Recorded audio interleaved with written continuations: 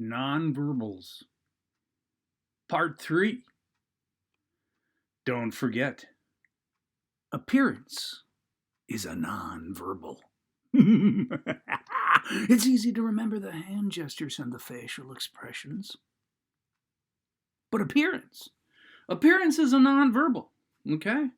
Oh my gosh. Welcome back. Part 3 of nonverbals. And I'm going to get through this one. It's going to take a little bit longer because we have to discusstimate stuff. Nonverbals Part 3 consists of the functions of nonverbals. Okay, I'm going to box that in. Functions of nonverbals. That title is really important. And then it's also going to deal with the uses of nonverbals inside our relationships. And we all have to remember now, ouch, ow. Okay, we all have to remember that uses of the verbal or the words in our relationships, that was discussed in chapter 4. In chapter 4, we discussed uses of words in our relationships. Now, really quickly, uses of nonverbals. That's what's coming up in part 3. So pay particular attention, campers and camperettes. Hi. First things first. The test, if you will, on Thursday of this week on parts 1, parts 2, and parts 3 of the nonverbals that we've been studying all week long. So get ready for that by taking notes today. Okay, hit the pause button to write some things down, but fill in the blanks as I go through this too. It's not all gonna appear on the whiteboard screens. Okay, the first function of nonverbals. Functions of nonverbals. Here we go.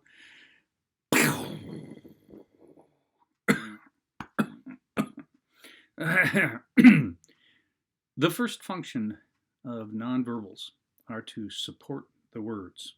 Support the words. All right, well, that doesn't take a rocket scientist, and we do it all the time. All right, we do it all the time. I know that slide went by really quickly, but go back, rewind, pause, write it down. Okay, the first function of nonverbals is to support the words. For instance, if I go like this, come here, hey, you, come here. Okay, the this and the this are supporting the words, hey, you, come here. If I hold my hand up and go, stop, I guess it was both hands. Okay. If I hold my hands up and go, stop, this whole nonverbal gesture like this, okay, supports the words. Now, facial expressions do the same thing. If I go, interesting, all right, the facial expression, okay, supports the word interesting. That doesn't take a rocket scientist. That one's really simple. Our gestures, our face, really, quite frankly, the tone of our voice, inflection, supports the words of the conversation. All right, the second function of nonverbals, ladies and gentlemen, friends and neighbors, they replace words altogether. They really do. They really do. Let's pretend it's all the good old days when we were back in the brick and mortar called Lakeville North High School. Let's pretend we're back in my classroom. Okay? Oh man, do I miss that place. Oh man, the Shakespeare poster with the hair extensions. Okay? Well, you guys. I miss you guys. But let's pretend we're back there. Let's pretend I'm giving a test. Let's pretend I'm giving a full-blown Joswiakian test. Now, I'm walking around the room. I can use my gestures. I can use my nonverbals without ever saying a word, and I can get you to do stuff. I can replace words altogether. Well, for instance, if I'm walking around the room and somebody's clicking their pen, right? I walk up to their desk, proximity. I look at them and they look at me and they're still clicking, and And I point to the pen. And I go like this. And they go, oh. And they stop. I walk over to another kid. And you know who this kid is. Let's call him Tony. I walk over to Tony and I go like this because he's got his earbuds in or his AirPods in. I go like this, I go like this, I go like this. Okay? And Tony pulls those things out of his ears. Cheater. And then I don't have to say a word. It's the second function of nonverbals. They replace words altogether. All right. So there's one, there's two, here's three. So the third function of nonverbals, I don't know, it's kind of fun sometimes. It especially has to do with vocal cues. Vocal cues, you know them, you should. Volume, rate, pitch, inflection. Volume, pitch, rate, and inflection. You know these, all right? So listen very carefully. Sometimes we use our nonverbals, especially our voice, to, number three, purposely contradict the words that we're saying on purpose to contradict or give the opposite of what the words are. All right, so let's say, let's say your buddy Tony walks into the room 5 minutes late in, I don't know, math class. Okay, let's say Tony walks in 5 minutes late to math class. Okay, and Tony has done something with his hair. Okay, Tony's done something with his hair, and now his hair is like bright blue. Okay, with a big giant pink mohawk. All right, and you didn't know he was doing it. All right, now I'm going to use my voice to contradict the words that you say. You look right at Tony, you look right at Tony, and he's coming across the room, and you go like this, you go, nice hair. All right, listen again. Nice hair. Okay, you really don't mean his hair's nice. All right? As a matter of fact, you are contradicting the verbal with the nonverbal vocal cues to tell him what you really think. It's like yesterday when we went back to your girlfriend, gentlemen, your girlfriend saying, fine. Fine! Okay? It ain't fine. All right? All right, campers. Sarcasm is what that's called. Sarcasm. Okay? All right. When we purposely contradict the verbal with nonverbals, we are being sarcastic. In other words, we don't mean Tony's hair is nice at all. All righty. Let's take a look at number 4. Number 4 is to regulate the conversation, and this one gets tricky.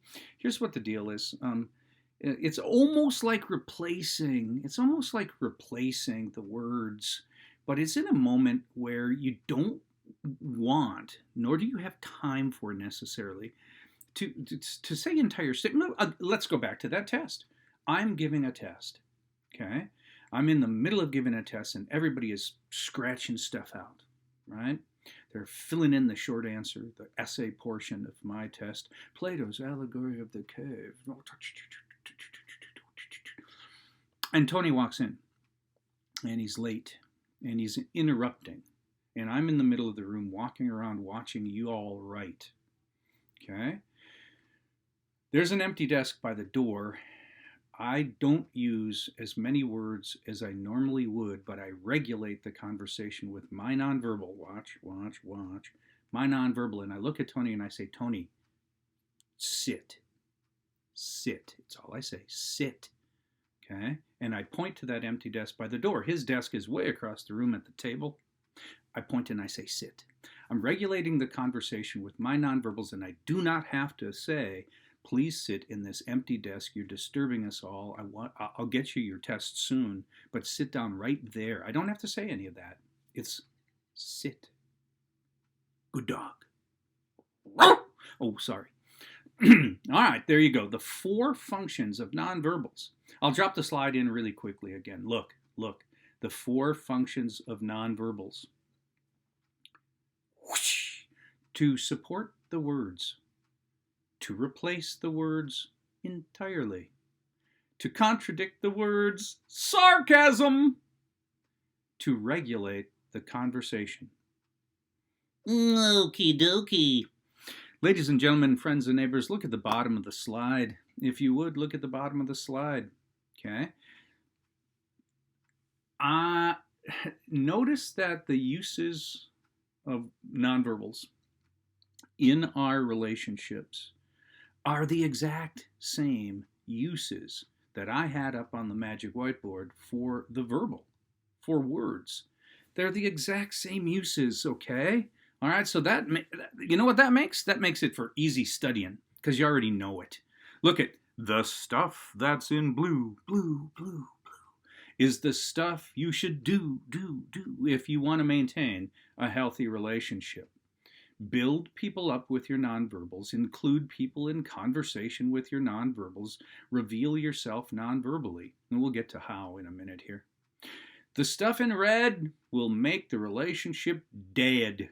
Okay? All right, that's dumb, that's lame, but think about it that way, okay?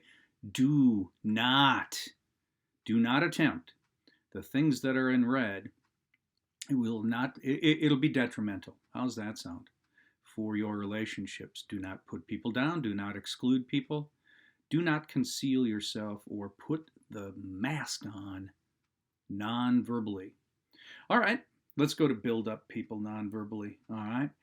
Tina is up giving her speech, her shell collection speech, and she starts to stutter, stammer. She drops the shells. Okay. Now, you have 2 choices. Build her up non-verbally or put her down. You know what it was like in that hellish quagmire of middle school, okay? The put-downs come back easily in our memory, okay? Because the people that would put Tina down in this moment non-verbally are the people that would roll their eyes and suck their teeth. What? Yeah. Okay? They'd roll their eyes at Tina. Or they'd start to smile and they'd look at their friends and they'd wink at their friends and they, give me some, some crazy like indication that, that Tina's a loser. I don't know how else to say that, but you know it when you see it, right? The people that are Tina's friends in the moment are going to build her up non-verbally, They're going to shake their head. They're going to smile and they're going to make eye contact with Tina, okay? Their entire face is going to be saying, come on, you can do this. Come on, you can do this. Okay? All right? Okay? Building people up non-verbally. The pats on the back. Okay? The smiles when they enter the room. Okay? The tone of your voice when you say their name. Tina! All right? Campers, it's the same thing with including people into a conversation. And now I want you to think about this. I asked this on the last essay. How do we include somebody verbally? How do we include somebody? And you gave me great responses. You said this, I hope you said this. You said, well, we're going to recap the conversation, then we're going to explain the jargon, and then we're going to link it to something Tony knows. And then if all else fails, classy, if all else fails, we're going to change the subject. That's what you said. Now, if I were to ask the same research or the same essay question, if I were to ask this, how do we include Tony non-verbally in a conversation about the big race at Elko Speedway? How do we include him non-verbally? Okay. I bet here's what you'd say, because I know you know this, right? Well, let's do this. Here's how you exclude him. You don't look at him. When he comes up, you're in that circle in the comments. When Tony comes up, you don't look at him, you don't smile at him, you don't even move to make room in the circle. So let's reverse all that. Let's reverse all that, and let's start from the very first time you see Tony walking across to you in the comments. How do you include him non-verbally in the conversation, first of all, tone of your voice. Tony! Tony! Inflection up, volume up. Tony! Rate up. Because if you did it the other way, Tony. Tony.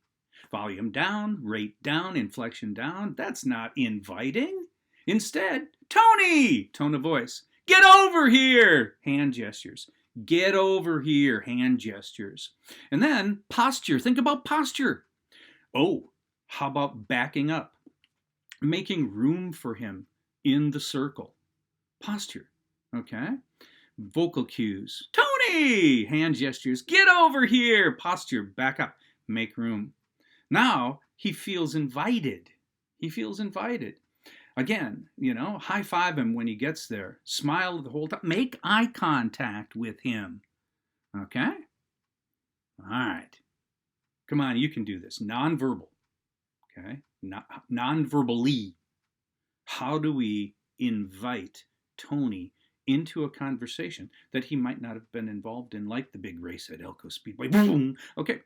All right. So just in case I ask. Okay? How do you invite him? Non-verbally. All right, so there's that. Let's go quickly with revealing yourself and concealing yourself. It's about the mask that we put on. How do you conceal yourself non-verbally? We do it all the time. How do we hide behind the mask non-verbally? Okay, well, we do this.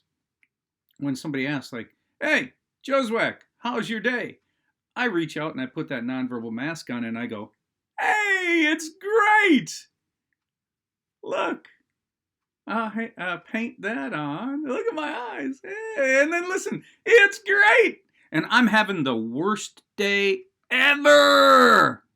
It's the day from hell. I'm having a bad day. But instead, I'll reach out and grab non-verbally. Whoosh, hey! And then I say, it's great! Inflection up. Okay? And you know what? Man, I tell you what, when my best friend asks later that day, because it's my best friend, and for the strength of the relationship, I want to reveal myself to him or her. I go like this. I go, non-verbally. Well, it has been a day. It has been a day. I tell you what, I wasn't having fun today. Okay? Tell the truth. Okay, all right, there it is. The functions of nonverbals, and the uses of nonverbals. Ladies and gentlemen, friends and neighbors, man, I tell you what, I hope you're hanging in there. This is what I got for you. Pseudo lecture, with old whiteboard notes. But you know what? Learn some stuff. Get a bigger brain. Okay? And have fun. Find the fun. All right? Tomorrow's test day, and I want you to do your best.